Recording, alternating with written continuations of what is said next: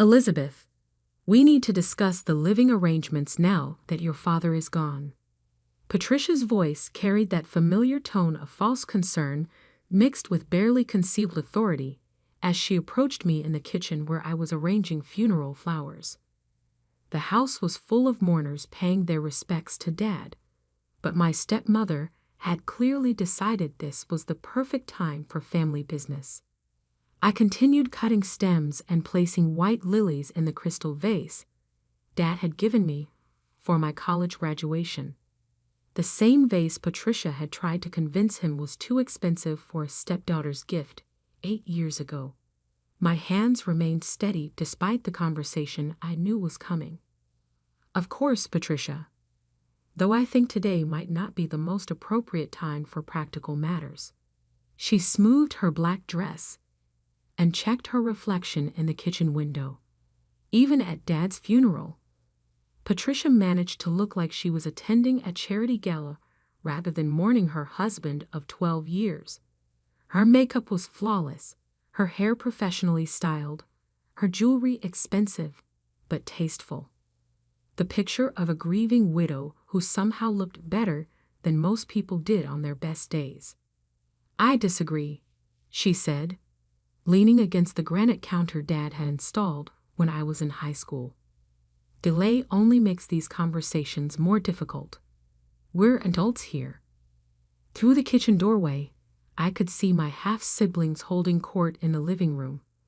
Austin, 22, and fresh out of college with a business degree he barely earned, was explaining investment strategies to Dad's old friends from the engineering firm. Melanie, 24, and perpetually between jobs, was describing her latest plans to start a lifestyle blog to anyone who would listen. Both of them had inherited Patricia's talent for presenting confidence in place of competence. Both had also inherited her belief that the world owed them everything they wanted simply because they wanted it. What specifically did you want to discuss? I asked, though I already knew. Patricia had been dropping hints for months about how expensive it was to maintain Dad's house. How much more practical it would be for everyone if living arrangements were optimized. Well, she began, her voice taking on that artificially sweet tone she used when she was about to say something cruel. This house is quite large for one person, and with Austin planning to get married next year, and Melanie needing a stable base while she establishes her career. I placed another lily in the vase, taking my time to get the arrangement just right. Dad had taught me patience during the 3 years he battled cancer. Patience with insurance companies, with doctors, with well-meaning relatives who offered advice about treatments they didn't understand. Most importantly, patience with Patricia, who spent those 3 years positioning herself and her children for the inevitable. Are you suggesting I move out? I asked calmly. I'm suggesting we be realistic about everyone's needs. Patricia pulled out one of the kitchen bar stools and sat down, clearly settling in for a longer conversation. You have your career, your independence. Austin and Melanie are still finding their footing. This house would give them the stability they need. My career, as if being a senior partner at one of the city's most prestigious law firms was some kind of hobby I could relocate anywhere. As if the 15 years I'd spent building my practice, the clients who depended on my expertise, the junior partners I mentored, were all easily transferable. I see, I said, moving to the next vase. And where exactly would I be finding this career-focused independence? There are lovely condominiums downtown, much more suitable for a single professional woman, less maintenance, better security, closer to your office. I almost smiled at the word suitable. Patricia had strong opinions about what was suitable for various types of people. Stepdaughters, apparently, were suitable for downtown condominiums rather than family homes where they'd grown up. That's an interesting perspective, I replied. Have you discussed this with Austin and Melanie? Of course. They're both very concerned about your well-being. Living alone in such a large house can't be healthy for someone your age. Someone my age. I was 35. Hardly a spinster requiring intervention. But in Patricia's worldview, unmarried women over 30 were objects of pity who needed guidance from more successful wives and mothers. Through the doorway, I watched Austin gesture expansively while explaining something to Mr. Henderson from Dad's old firm.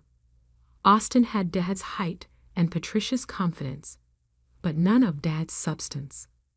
He'd graduated college with a 2.3 GPA and no job prospects, but Patricia had convinced Dad that Austin just needed time to find his passion. Melanie was showing her phone to a group of church ladies, probably displaying her latest Instagram posts. She'd been finding herself for 6 years since high school, starting and abandoning various creative pursuits whenever they required actual work. I appreciate your concern, I said, but I'm quite comfortable here. This is my home. Patricia's expression shifted almost imperceptibly. The artificial sweetness hardened into something more recognizable. Elizabeth, I think you're misunderstanding the situation. This house belonged to your father, and now it belongs to his family. I am his family. You're his stepdaughter. Austin and Melanie are his blood. There it was. The distinction Patricia had been carefully avoiding for 12 years while she needed Dad's support for her children's endless expenses. When Austin needed college tuition, I was family. When Melanie needed a car, I was family. When Patricia wanted expensive renovations, I was family. But now that Dad was gone, I was just the stepdaughter who needed to make room for the real children. I see, I said quietly. And you've determined that blood relation supersedes 15 years of residence here. I've determined that practical considerations matter more than sentiment. Austin needs space for his fiancée when they marry. Melanie needs a quiet environment to focus on building her business. You need independence and the freedom to build your own life. My own life. As if I hadn't been building my own life for years while also caring for Dad through his illness, managing his medical care, handling his legal affairs, and watching Patricia systematically position herself and her children as his primary beneficiaries. That's very thoughtful of you to consider everyone's needs so carefully, I said. I assume you've also considered the practical aspects of this arrangement. Patricia waved her hand dismissively. Details can be worked out. The important thing is that we all understand what's best for the family. I finished the second flower arrangement and turned to face her directly. Patricia, can I ask you something? Of course. Do you remember 3 years ago when Dad updated his will after his first cancer diagnosis? Her carefully composed expression flickered. Vaguely, he was very sick, making arrangements. He was very thorough, actually. He spent months with his attorney making sure everything was properly documented and legally sound. Elizabeth, I don't think this is the time to discuss legal technicalities. When would be a better time? After I've moved to one of those suitable downtown condominiums. Patricia stood up from the bar stool, her posture becoming more rigid. I think you're being deliberately difficult about a very straightforward family matter. Family matters often involve legal technicalities, don't they? Especially when they concern property ownership and inheritance rights. The house was your father's. Now it belongs to his widow and children. I nodded slowly. His widow and children. That's an interesting way to phrase it. Before Patricia could respond, Austin appeared in the kitchen doorway. Mom, people are starting to leave. Should we do the speech now? Patricia glanced at me, then back at Austin. Yes, I think it's time. I followed them into the living room where the remaining guests had gathered. Perhaps 30 people, mostly Dad's colleagues from the engineering firm, neighbors, and church friends. Patricia positioned herself near the fireplace, with Austin and Melanie flanking her like bodyguards. "Thank you all for being here today to honor Robert's memory," Patricia began, her voice carrying the perfect note of dignified grief. "He would have been so moved by the love and support you've shown our family during this difficult time." Our family. I noticed how smoothly she positioned herself and her children as the primary mourners while I stood apart near the kitchen doorway. "As we begin the process of healing and moving forward," Patricia continued, "we want you to know that Robert's legacy will live on through the values he instilled in Austin and Melanie. His children will carry his memory in everything they do." His children. Again, the careful exclusion wrapped in seemingly inclusive language. "Robert was a man who believed in family above all else," Patricia said, her voice growing stronger. "He worked hard to provide for us, to give us a foundation we could build on. This house, his life's work, everything he accomplished was for his family." I watched the faces of Dad's friends and colleagues. Mr. Henderson looked uncomfortable. Mrs. Chen from next door kept glancing at me with concern. They all knew I'd been the one caring for Dad during his illness, managing his affairs, making sure his wishes were respected. "Now," Patricia continued, "we have some difficult decisions to make about maintaining Robert's legacy. The practical realities of keeping his memory alive while moving forward as a family." She paused, looking directly at me. "This house has been the center of our family for so many years. Austin and Melanie grew up here, and it's important that they continue to have that foundation as they build their own families." I saw where this was going. A public announcement designed to pressure me into compliance through social expectation. "Elizabeth has been wonderful," Patricia said, her tone suggesting charity rather than gratitude. "She's been like a daughter to Robert, and we're so grateful for everything she's done. But we all understand that it's time for her to spread her wings, to build her own life independent of the family nest." Several guests shifted uncomfortably. The manipulation was transparent to anyone who knew our family dynamics. "So," Patricia said, her voice taking on a tone of finality, "this house belongs to my real children now. Elizabeth will be transitioning to her own place, giving Austin and Melanie the space they need to honor their father's memory." The room fell quiet. Austin nodded approvingly. Melanie smiled, that self-satisfied expression she perfected since childhood whenever she got something she wanted. "Pack your things and leave by Sunday," Patricia concluded, looking at me with the expression of someone who just solved a complex problem. "It's what Robert would have wanted." The silence stretched uncomfortably. Dad's friends and colleagues stared at their hands, at the floor, anywhere but at the family drama unfolding in front of them. I walked calmly across the living room to the kitchen, opened the drawer where Dad kept important documents, and retrieved a manila folder I'd placed there that morning. The same drawer where he'd always kept insurance papers, utility bills, and legal documents that needed to be easily accessible. Returning to the living room, I placed the folder on the coffee table in front of Patricia. The gesture was quiet, simple, completely without drama. "Before everyone leaves," I said calmly, "there's something you should see." Patricia looked at the folder suspiciously. "Elizabeth, what is this?" I opened the folder and pulled out the top document. "This is the property deed for this house, updated 3 years ago when Dad revised his estate planning." Patricia's confident expression began to waver. "I don't understand what you're trying to prove." "The deed shows current ownership of the property." I held up the document so the guests could see the official county seal and legal formatting. Would you like me to read the owner's name?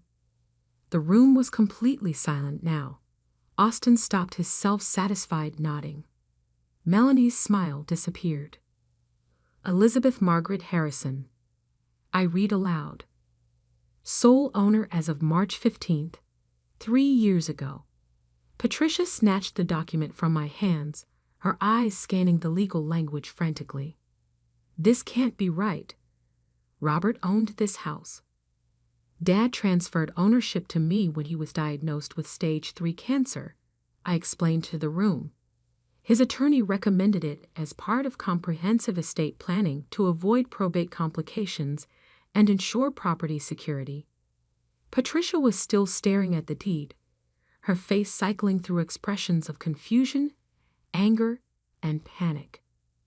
But he didn't tell me. He told me he was protecting his most important investment, I said quietly.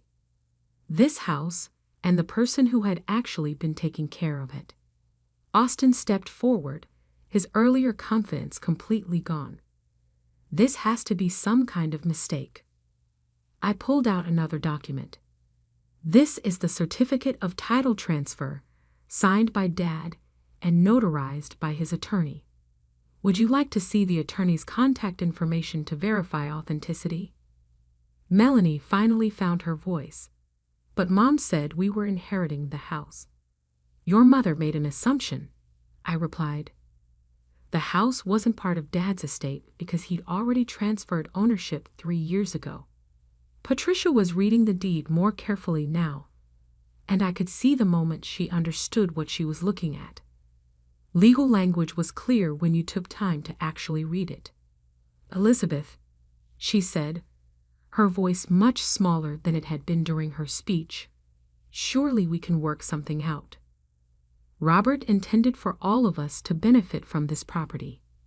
Did he? I asked. Because when he transferred ownership to me, he was very specific about his reasoning. Would you like me to share what he told his attorney? The guests were watching this exchange like spectators at a tennis match. Mr. Henderson had pulled out his phone, probably texting his wife about the drama unfolding at Robert Harrison's funeral reception. Dad told his attorney that he was transferring the house to the person who had demonstrated the greatest responsibility and commitment to the family. I continued. The person who had been managing household finances, coordinating his medical care, and ensuring that family obligations were met. Patricia's perfectly composed facade was cracking. I was dealing with grief, supporting the children through a difficult time. You were planning their futures, I corrected. Which is understandable, but Dad was planning too. I pulled out a third document.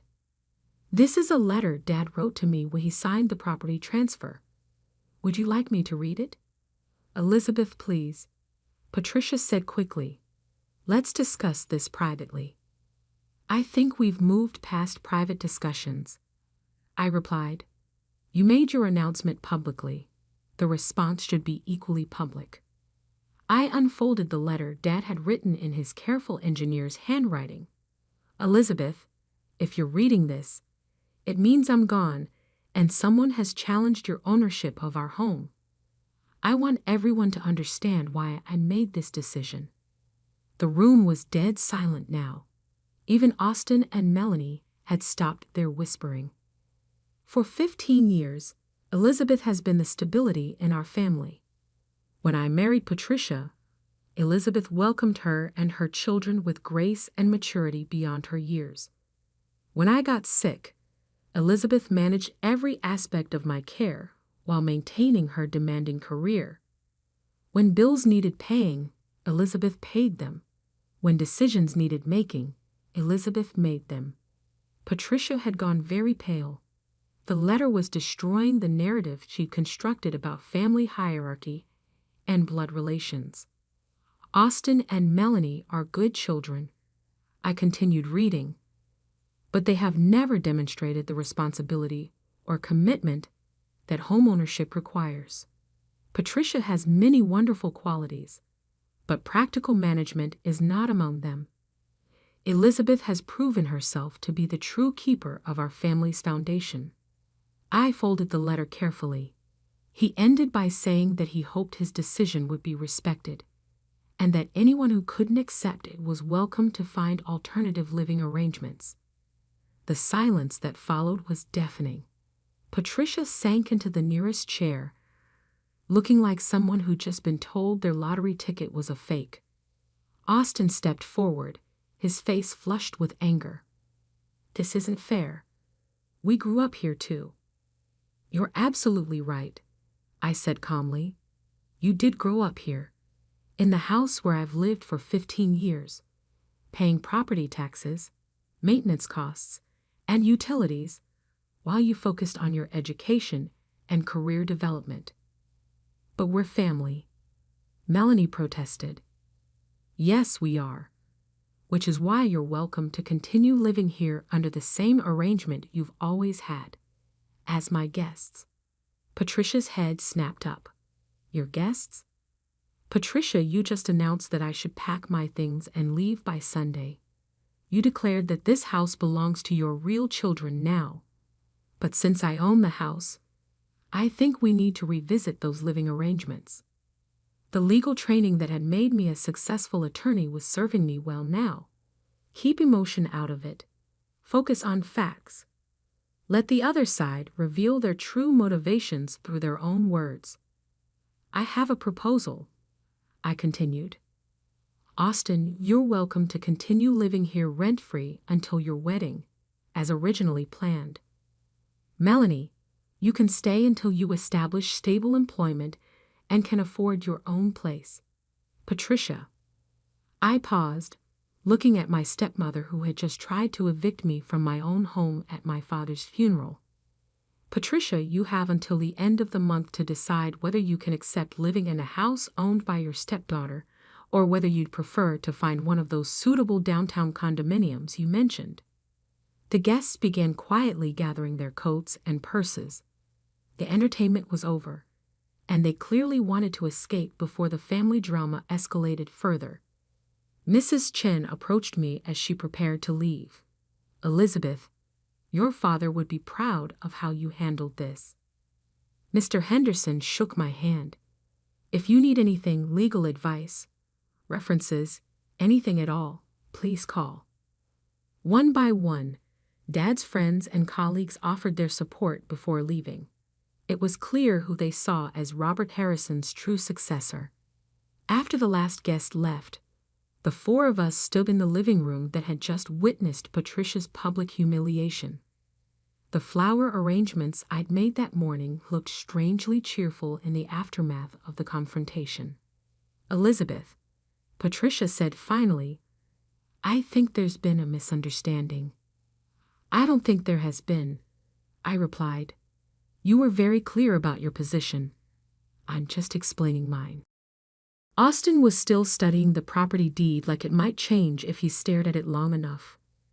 "This doesn't make sense. Why wouldn't Dad tell us he was transferring the house?" "He did tell you," I said, 3 years ago, when he called a family meeting to discuss his estate planning. You were busy with college, and Melanie was traveling in Europe. Neither of you attended." Melanie's face flushed. "We didn't know it was important. Dad's legal affairs weren't important enough to interrupt your spring break plans." Patricia stood up abruptly. "That's enough. Elizabeth, we need to discuss this reasonably." "We tried reasonable discussion in the kitchen," I reminded her. "You informed me that I needed to pack my things and leave by Sunday to make room for your real children. How exactly would you like to make that reasonable?" I was emotional, dealing with grief. "You were strategic, positioning your children for maximum benefit. Unfortunately, you didn't verify property ownership before making your announcement." I walked to the window and looked out at the garden Dad and I had planted together over the years. The roses he'd helped me choose, the fruit trees we planted for privacy, the vegetables patch where he taught me about soil composition and drainage. Here's what's going to happen, I said, turning back to face them. Austin, your wedding plans don't change. You can continue living here until then. Melanie, you have 6 months to find stable employment and your own housing. Patricia, you have 30 days to decide whether you want to live peacefully in my house or find alternative arrangements. Your house, Patricia repeated bitterly. My house, I confirmed. The house Dad legally transferred to me because he trusted me to preserve what he built. Austin was still processing the implications. But what about inheritance? The will? The will covers Dad's personal property, savings, and investments. The house was already mine, so it wasn't part of his estate. I pulled out one final document.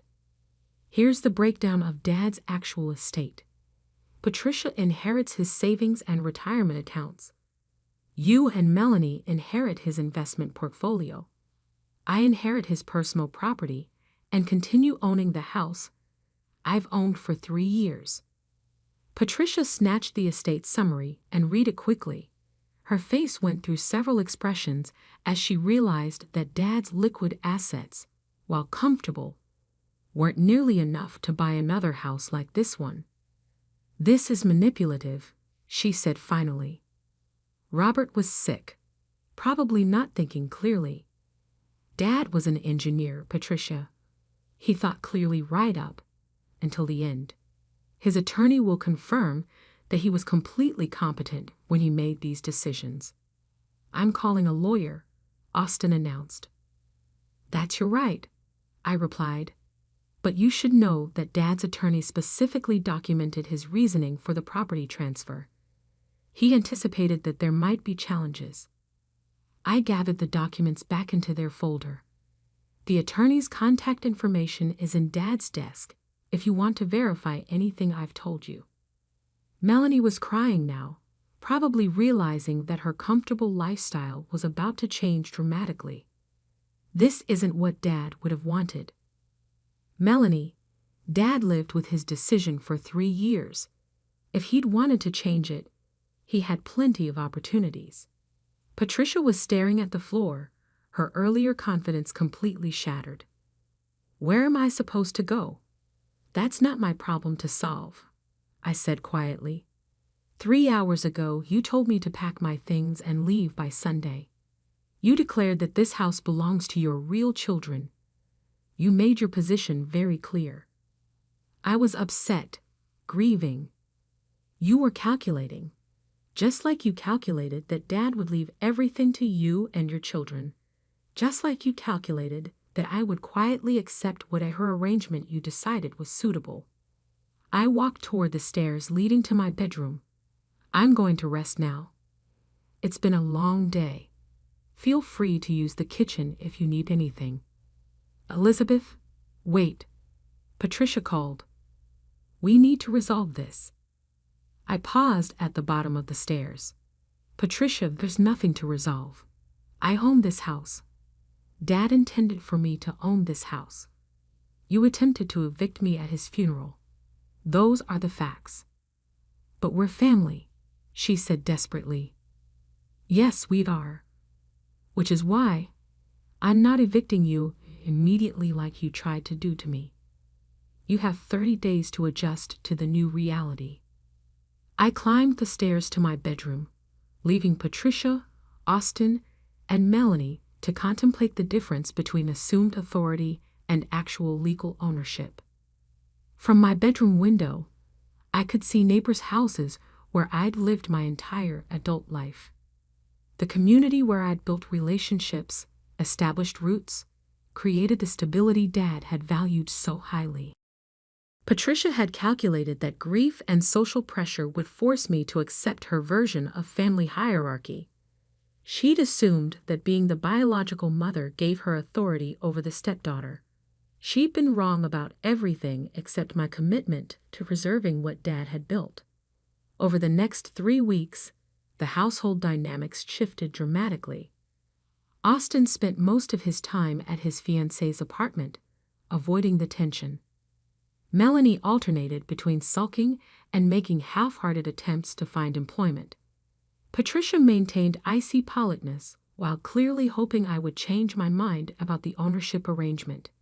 On day 28 of her 30-day deadline, Patricia knocked on my bedroom door. "Elizabeth, may I come in?" I was reading case files for Monday's court appearance, but I set them aside. "Of course." She entered tentatively, no longer carrying herself with the authority she displayed at Dad's funeral. "I found an apartment downtown. One of those suitable condominiums I mentioned. I hope it works well for you. Elizabeth, I owe you an apology. I was wrong to assume that the house would automatically be mine. I was wrong to try to evict you, and I was wrong to dismiss your role in this family." I studied her carefully. The apology sounded genuine, but Patricia had always been skilled at saying what people wanted to hear when it served her purposes. "I appreciate that, Patricia. Would you consider allowing me to stay? I could pay rent, contribute to household expenses." I was quiet for a long moment.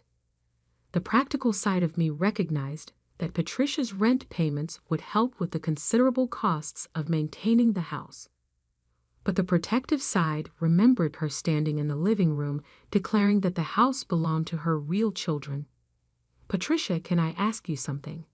"Of course. If our situations were reversed, if you owned this house and I had tried to evict you at Dad's funeral, would you be offering me a chance to stay as a tenant?" She was quiet for a long time. Finally, she shook her head. "Probably not." "Then you understand my position." "I do." She stood to leave, then paused. "For what it's worth, Robert was right to trust you with this house. You've been a better daughter to him than I was a wife, and a better family member than Austin and Melanie have been siblings." After she left, I returned to my case files. Monday's court appearance was a complex property dispute, the kind of case that required careful attention to legal documentation and ownership rights. The same skills that had protected my own home were now serving my clients. Patricia moved out 2 days later with minimal drama. Austin stayed until his wedding 6 months later, maintaining polite distance, but gradually warming to the reality that I wasn't the villain in his family's story. Melanie found a job and an apartment, discovering that independence could be empowering rather than terrifying. A year later, I received a letter from Patricia. She'd settled into her downtown condominium and was volunteering at a literacy center, finding purpose in helping others rather than managing family dynamics. She thanked me for forcing her to build an independent life and admitted that she'd been trying to recreate her first marriage where financial security came through managing her husband's assets rather than earning her own. Austin and his wife visited regularly, bringing their newborn daughter to the house where 4 generations of the family had now lived. The baby's nursery was in Austin's old room, surrounded by the same walls where Dad had read bedtime stories and taught basic math concepts. Melanie called every few weeks, updating me on her job and her new relationship. She discovered that she actually enjoyed working when the job matched her interests, and that earning her own money felt better than depending on family support. The house remained exactly as Dad had intended, a foundation for family, maintained by the person who understood both its practical and emotional value. The roses bloomed each spring, the fruit trees produced their annual harvest, and the garden provided the same peace it had offered Dad during his final years. Sometimes the greatest victory isn't defeating your enemies. Sometimes it's simply refusing to be displaced by people who mistake entitlement for ownership. Dad had spent 3 years ensuring that his home would be protected by the person who truly understood its worth. In the end, Patricia's assumption about blood relations versus chosen family had been her downfall. Dad had chosen his successor based on demonstrated commitment rather than biological connection. The legal documents I placed on the coffee table that day weren't just proof of ownership. They were proof that love and loyalty create stronger bonds than genetics and manipulation. The house stands as Dad intended, owned by the daughter who earned it through 15 years of responsibility, protected by the same legal expertise that now helps other families navigate complex property disputes. Sometimes the most powerful revenge is simply refusing to let entitled people take what they haven't earned. And when new neighbors ask about the beautiful Victorian house with the amazing garden, I tell them it's been in my family for over 20 years.